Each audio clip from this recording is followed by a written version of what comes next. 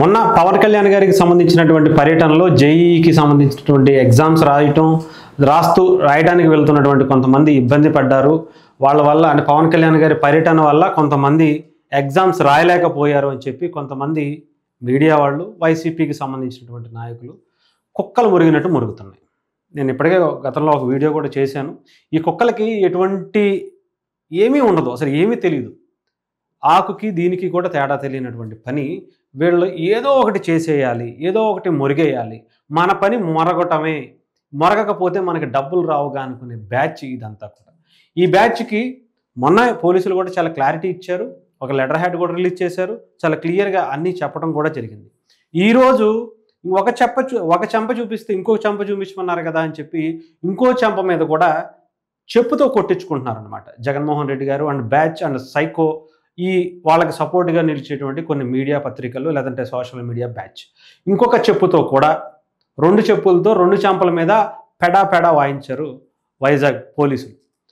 CC camera ఫుటేజ్తో సహా ఆ రోజు ఉదయం మార్నింగ్ నుంచి 8:30 వరకు వాళ్ళు చెబుతున్నటువంటి ఉదయం 8:30 గేటు దగ్గరికి వెళ్లాల్సినటువంటి వాళ్ళందరూ ఏం చేస్తున్నారు అనేది పక్కన పెడితే ఎక్కడా కూడా ఒక్కొక్క కెమెరాలు అన్నీ కూడా క్లియర్గా ప్రెస్ మీట్ పెట్టి ఈ కెమెరా ఇక్కడిది, ఈ కెమెరా ఇక్కడిది, ఈ టైం నుంచి ఈ టైం వరకు ఇది, ఈ టైం నుంచి ఈ టైం వరకు, అంటే 7 నుంచి 8:30 వరకు కూడా ఎక్కడ ఎటువంటి ట్రాఫిక్ ఆంక్షలు లేవు అని వీడియో ప్రూఫ్స్తో సహా ఈ కుక్కల ముందు పెట్టి వాళ్ళ చెప్పుతో కొట్టినటువంటి సమాధానం ఇచ్చారనమాట.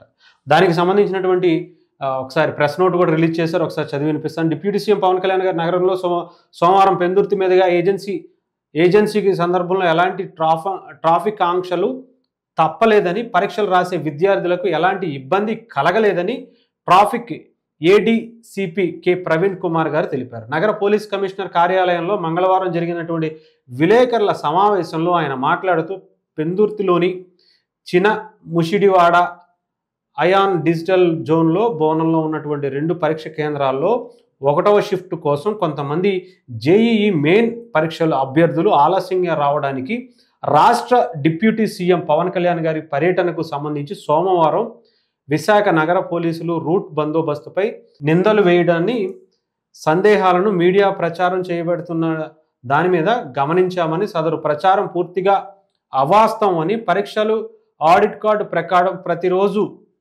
అభ్యర్థులు ఉదయం 8 గంటలకు రిపోర్ట్ చేయాలి. పరీక్ష కేంద్రం యొక్క గేటు ఉదయం 8:30 మూసివేయబడుతుంది. అయితే డిప్యూటీ సీఎం పవన్ కళ్యాణ్ గారి కాన్వాయి ఉదయం 8:41 సదరు జంక్షన్ గుండా వెళ్ళింది అని, కాబట్టి ఉదయం 8:41 ప్రాంతంలో డిప్యూటీ సీఎం కదలికలు ఉదయం 7 గంటల నుండి రిపోర్టు చేయవలసిన విద్యార్థులు ఆలస్యంగా రావడానికంటే ఎటువంటి సంబంధం లేదని స్పష్టం చేశారు. అంతేకాకుండా ఏప్రిల్ 2న జేఈఈ మెయిన్ పరీక్షలకు సంబంధించినటువంటి పరీక్ష మొదటి షిఫ్ట్ను ఈ కేంద్రాల్లో ఎవరెవరు ఎంతమంది ఈ ఎగ్జామ్స్ రాయలేకపోయారు, ఆ రోజు అంటే దాదాపు ప్రతిరోజు కూడా 2వ తారీఖు నుంచి మొన్నటి వరకు కూడా 60 మంది రాయడానికి వెళ్ళలేకపోయేవాళ్ళట. కానీ పవన్ కళ్యాణ్ గారు వెళ్ళిన రోజు మాత్రం 30 మందే హాజరు కాలేకపోయారంట. అంటే మిగతా 30 మంది అంతకు ముందు కన్నా బెటర్గా వెళ్ళి ఎగ్జామ్ రాసినటువంటి పరిస్థితి ఉంది అని చెప్పి చెప్తున్నారు.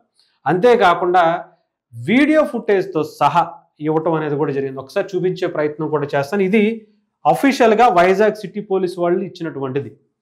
ఇకపోతే మిగతాది కూడా ఒకసారి చూపించే ప్రయత్నం చేస్తాను. వీడియో కూడా వచ్చింది యాక్చువల్గా సీసీ ఫుటేజ్కి సంబంధించి. ఏ సర్కిల్లో ఇక్కడ ఎన్ని గంటల వరకు ఎవరెవరు ఉన్నారు ఏంటి, ఏ కెమెరాలో రికార్డ్ అయినటువంటి విజువల్స్తో సహా కమిషనర్ గారికి దానికి సంబంధించి క్లియర్గా అప్డేట్ ఇవ్వడం జరిగింది.